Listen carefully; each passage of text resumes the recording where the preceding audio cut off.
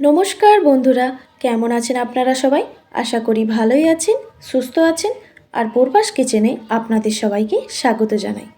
আজকে আমি মটর পনির বানাবো আর সেই রেসিপিটাই আপনাদের সঙ্গে শেয়ার করব।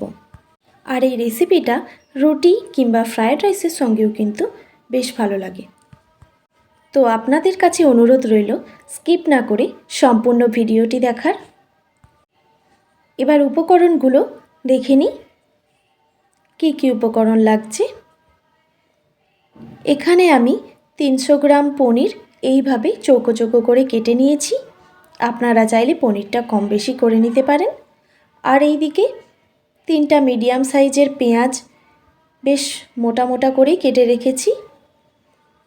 তারপরে এইদিকে লাগছে রসুন, বেশ কয়েকটা রসুনের কোয়া নিয়ে নিয়েছি। আর এইদিকে হাফ বাটির মতো ধনেপাতা কুচি। আর এইদিকে লাগছে মটরশুঁটি। আপনারা চাইলে ফ্রোজেন মটরও ব্যবহার করতে পারেন, কিন্তু এখন শীতকাল, সেই জন্য আমি মটরশুঁটি দিয়েই বানাবো। আর এইদিকে একটা টমেটো কুচি আর 2টো কাঁচা লঙ্কা। আর এখানে লাগছে দুধের সর আর একটা ছোট্ট বাটার। আমি এখানে আমুলের বাটার নিয়ে নিয়েছি, আপনারা চাইলে যে কোনো বাটারই নিয়ে নিতে পারেন। আর এইদিকে আমি জল গরম করে রেখেছি, জলের মধ্যে স্বাদ মতো লবণ দিয়ে দিয়েছি। পনিরটা ভেজে জলের মধ্যে দিয়ে রাখবো, তাহলে পনিরটা খুব সফট হয়ে যাবে। আর রেসিপিটি বানানোর জন্য এখানে আমি একটা কড়াই নিয়ে নিয়েছি। কড়াইতে সাদা তেল দিয়ে দিয়েছি। আমি রান্নাটা সাদা তেল দিয়েই বানাবো।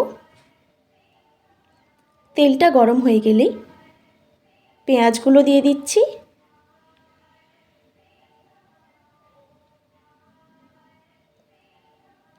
পেঁয়াজটা হালকা করে একটু ভেজে নেব।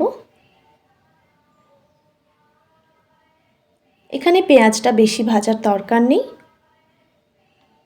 এবারেই দিয়ে দিচ্ছি রসুনের কোয়াগুলো। আমার হাত থেকে স্লিপ করে বাটিটা পড়ে গেল, সরি।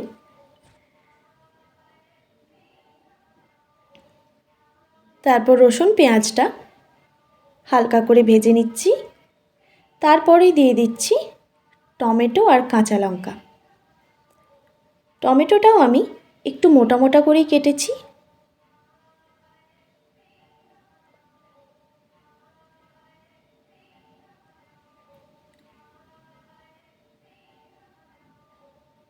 পেঁয়াজ, রসুন আর টমেটো, কাঁচা লঙ্কা হালকা করে ভেজে নেব। এখানে আমি দিয়ে দিচ্ছি স্বাদ মতো লবণ।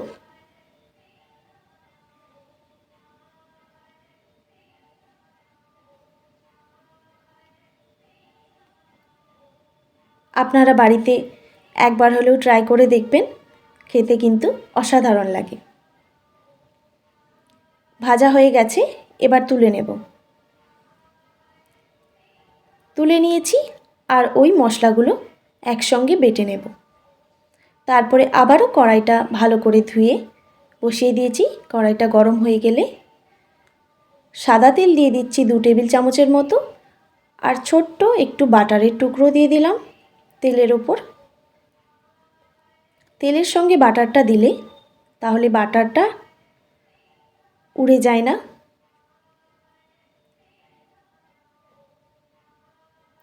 এবার বাটার আর তেলটা গরম হয়ে গেলেই পনিরগুলো দিয়ে দিচ্ছি। এখানে আমি পনিরগুলো হালকা করে ভেজে নেব।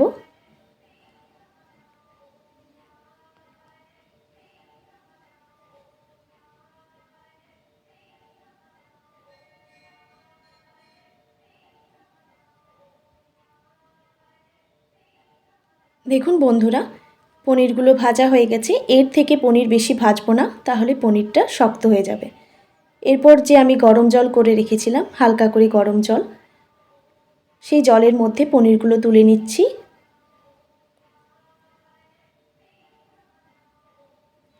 জলের মধ্যে আমি লবণটা দিয়েছিলাম যাতে পনিরের একটা সল্টেড ভাব থাকে, তাহলে খেতে আরও ভালো লাগবে। তারপর ওই তেলের মধ্যেই আমি দিয়ে দিলাম 2টো তেজপাতা। তারপর দিয়ে দিচ্ছি হাফ টেবিল চামচের মতো গোটা জিরে। তারপর জিরে আর তেজপাতা থেকে একটা মিষ্টি গন্ধ বেরোলেই তারপর আমি এখানে দিয়ে দেব পেঁয়াজ, রসুন আর টমেটো, কাঁচা লঙ্কা একসঙ্গে পেস্ট করে রেখেছিলাম, সেই মশলাটা দিয়ে দিচ্ছি। আপনারা চাইলে এক্সট্রা করে পেঁয়াজটাও এখানে অ্যাড করতে পারেন, কিন্তু আমি এখানে কাঁচা পেঁয়াজটা অ্যাড করলাম না। এবার দিয়ে দিচ্ছি 1/2 টেবিল চামচের মতো হলুদের গুঁড়ো। হলুদের গুঁড়োটা এখানে কমই ব্যবহার করলে ভালো হয়, আমি এখানে খুব বেশি হলুদ গুঁড়ো দিলাম না। তারপর দিয়ে দিচ্ছি লঙ্কার গুঁড়ো। আপনারা ঝালটা কম বেশি করে নেবেন, কিন্তু এই রেসিপিতে বেশি ঝাল হলে একদমই ভালো লাগে না, সেই জন্য আমি ঝালটা একটু কমই দিলাম। এবার দিয়ে দিচ্ছি সানরাইজের গরম মশলার গুঁড়ো। আপনারা চাইলে কিন্তু গোটা গরম মশলা তেলের ওপর দিতে পারেন, কিন্তু আমি এখানে গুঁড়ো গরম মশলাটাই ব্যবহার করলাম। তারপর মশলাটা একটু ভাজা হয়ে গেলে দুধের সরটা যে রেখেছিলাম সেটা দিয়ে দিলাম। তারপরে আবারও মশলাটা একটু ভালো করে ভেজে নিচ্ছি। তারপর দিয়ে দিচ্ছি 1 বাটির মতো জল। এরপর দিয়ে দিচ্ছি মটরশুঁটি।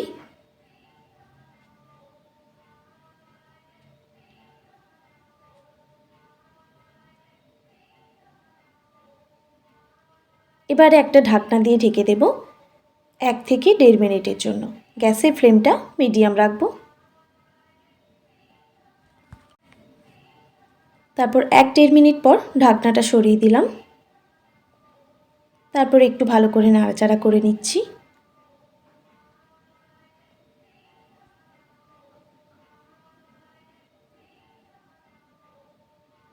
এবার দিয়ে দিচ্ছি জল, পরিমাণ মতো জল।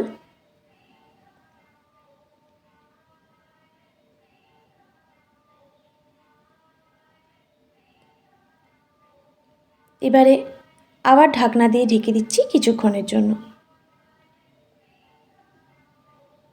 কিছুক্ষণ পর ঢাকনাটা সরিয়ে নিলাম, জলটাও ফুটে গেছে। এবার দিয়ে দেব ভেজে রাখা পনিরগুলো আমি জল থেকে তুলে নিয়েছি, নুন জলে যে ভেজানো ছিল। তারপর একটু নাড়াচাড়া করে এবার আমি দিয়ে দিচ্ছি 1/2 টেবিল চামচের মতো চিনি। এবার দিয়ে দিচ্ছি ধনেপাতা কুচি।